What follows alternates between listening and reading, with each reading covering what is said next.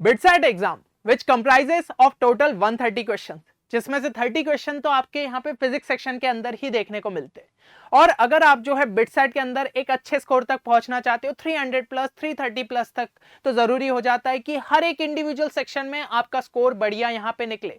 किसी भी एक सेक्शन में कम स्कोर रह गया तो ओवरऑल स्कोर भी आपको गिरता हुआ देखने को मिलेगा।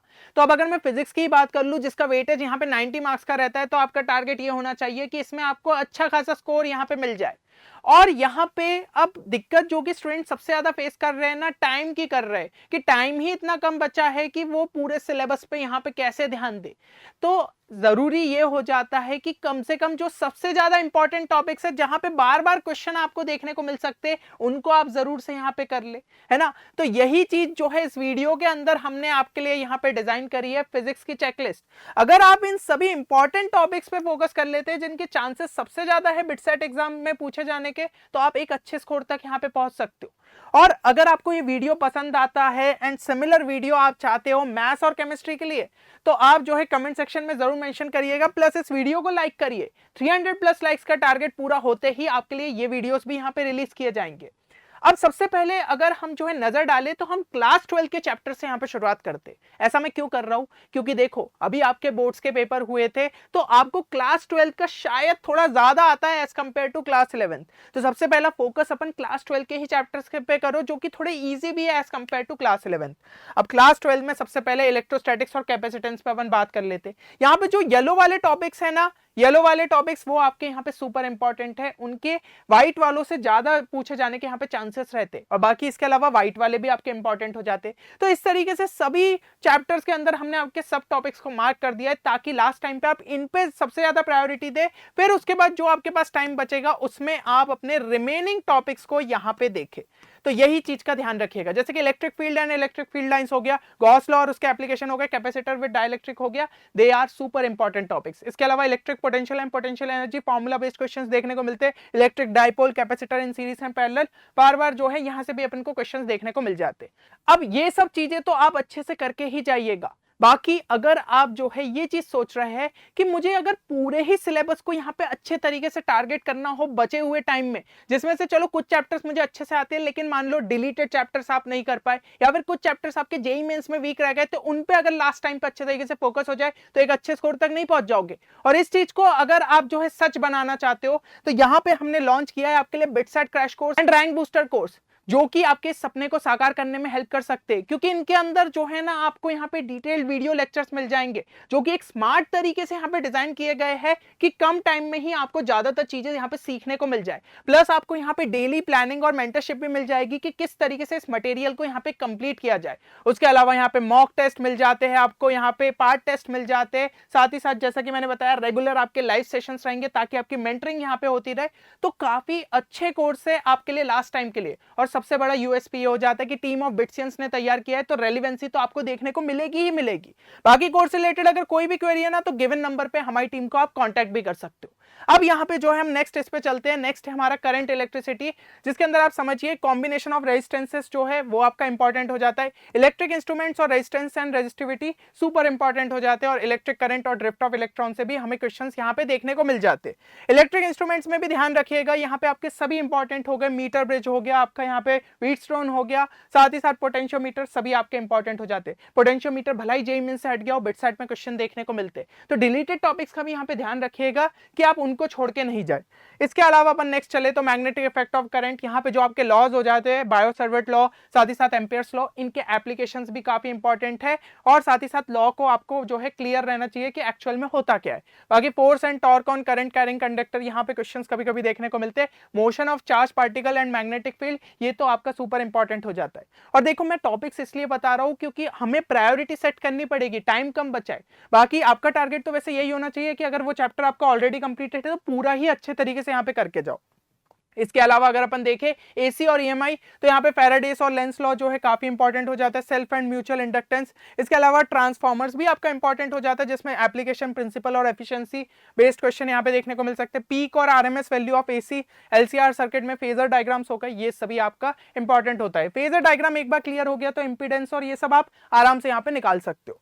इसके बाद हम चलते हैं ऑप्टिक्स में, लेंस मेकर फॉर्मूला आपका काफी इंपॉर्टेंट है, TIR यानी कि टोटल इंटरनल रिफ्लेक्शन इंपॉर्टेंट है, रिफ्लेक्शन थ्रू स्पेरिकल ऑब्जेक्ट ये भी आपका इंपॉर्टेंट हो जाता है, फॉर्मूला बेस्ड क्वेश्चंस अपन को यहाँ पे देखने को मिल जाते हैं। यंग्स डबल स्लिट एक्सपेरिमेंट, ये आप मान के चलिए कि वेव ऑप्टिक्स में क्वेश्चन पूछे जाएंगे तो यहां से पूछे जाने के काफी चांसेस रहते हैं। इसके अलावा डिफ्रैक्शन भी आपका यहाँ पे इंपॉर्टेंट हो जाता है। अब यहाँ पे नेक्स्ट चलते हैं मॉडर्न फिजिक्स पे। तो मॉडर्न फिजिक्स के अंदर फोटो इलेक्ट्रिक इफेक्ट हो गया, बोर्स एटॉमिक मॉडल हो गया, ये सुपर इंपॉर्टेंट है। उसके अलावा मैटर वेव्स, फिर आपका एटॉमिक स्पेक्ट्रम, न्यूक्लियर फिजिक्स, ये आपके जो है इंपॉर्टेंट हो जाते हैं। और न्यूक्लियर फिजिक्स में याद रखिएगा रेडियो एक्टिविटी जो है आपका यहाँ पे जेईई मेंस से हट गया है, बट यहाँ पे बिटसेट में देखने को मिल जाता है। इसमें भी आपका हाफ लाइफ वाले जो क्वेश्चंस है वो काफी बार जो है देखने को हमें मिल जाते हैं। नेक्स्ट अगर हम यहाँ पे देखें तो नेक्स्ट हो जाता है मैकेनिक्स। देखिए मैकेनिक्स स्टूडेंट्स को थोड़ा सा डिफिकल्ट लगता है, लेकिन आप ये चीज समझिए कि बिटसेट में चीजें उतनी डिफिकल्ट नहीं पूछी जाती है।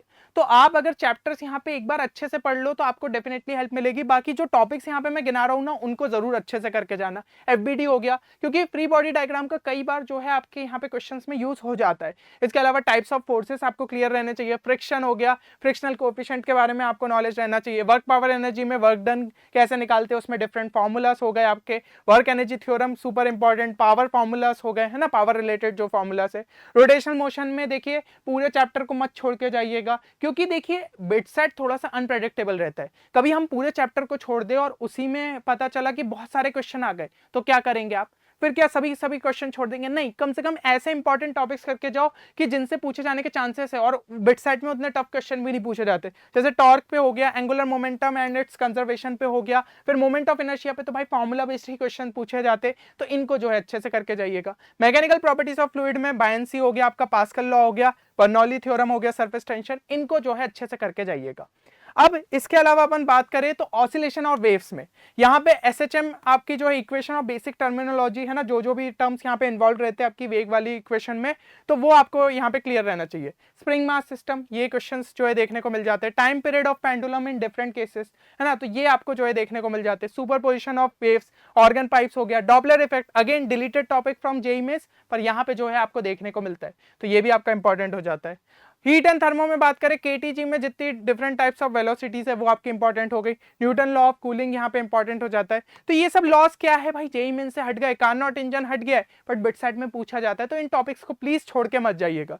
स्पेसिफिक हीट रिलेटेड क्वेश्चन आ सकता है। टाइप ऑफ थर्मोडायनेमिक प्रोसेसेस, इसमें ग्राफ्स आपके काफी ज्यादा इंपॉर्टेंट है ना, वर्क डन बेस्ड जो है क्वेश्चन यहाँ पे पूछे जा सकते हैं। हर एक प्रोसेस के लिए आपको फॉर्मूलास यहाँ पे क्लियर रहने चाहिए, और अप्लाई कैसे करना है वो आपको यहाँ पे क्लियर होना चाहिए। फिर जो है जो कुछ ऐसे भी चैप्टर्स होते हैं जिनको पूरा ही करके चले जाओ, छोटे छोटे चैप्टर्स है, और यहाँ पे कुछ ऐसा नहीं है कि ये अलग से जो है करो, इनको आप अच्छे तरीके से करके जाओगे तो आपको जो है ज्यादातर यहाँ पे मार्क्स मिल ही जाएंगे। यूनिट डायमेंशन हो गया, kinematics, gravitation, centre of mass and collision, mechanical properties of solids, EM waves और सेमीकंडक्टर, तो इसमें कुछ भी मत छोड़ के जाइए, अच्छे तरीके से इन चैप्टर्स को करके जाइएगा। बाकी में भी मेरी सलाह यही रहेगी कि देखो अगर आपने इन टॉपिक्स पे तो अच्छे तरीके से प्रायोरिटी दे दी जो मैंने आपको बताया, उसके अलावा जो बचे हुए टॉपिक्स है ना उनके जितने इंपॉर्टेंट फॉर्मूलास है उनको जो है एटलीस्ट देख के जाओ।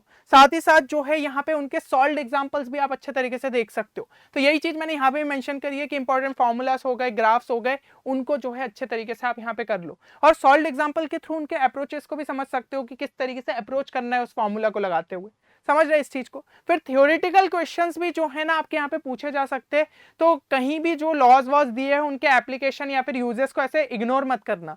बिटसेट में ना कभी कभी थोड़े से ऐसे अलग टाइप के भी क्वेश्चन पूछे जाते हैं, आपको लग रहा होगा कि यार इस टाइप के क्वेश्चन कोई पूछता है, बट पूछे जाते हैं, तो वो चीजों को भी थोड़ा सा ध्यान रखना, NCERT पे फोकस करते हुए चलना, और अपनी कैलकुलेशन स्पीड पे जो है स्पेशली वर्क करना, और कोशिश यही रखो कि मैक्सिमम कैलकुलेशन मेंटली करो।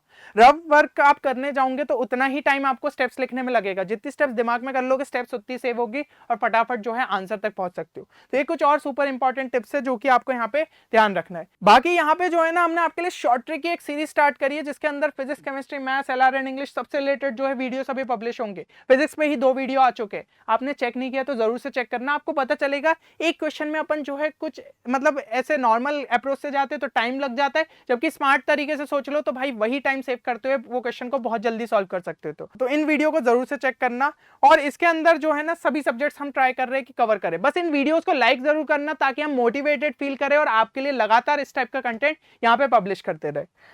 तो मेरे हिसाब से वीडियो आप सभी के लिए हेल्पफुल रहेगा एंड आप इस चेकलिस्ट को जरूर से कंप्लीट करेंगे। कमेंट सेक्शन में जरूर लिखना ना भूले कि क्या टारगेट स्कोर आप लेते हो चल रहे हो फिजिक्स का आउट ऑफ 90। चलिए उम्मीद करता हूँ वीडियो आप सभी के लिए बेनिफिशियल साबित होगा। मैथ्स या फिर केमिस्ट्री में से किससे पहले जो है वीडियो आप चाहते हो कमेंट सेक्शन में लिखना, साथ ही साथ वीडियो को लाइक जरूर करना। चलिए तो मिलते हैं नेक्स्ट वीडियो में, तब तक के लिए take care and good bye.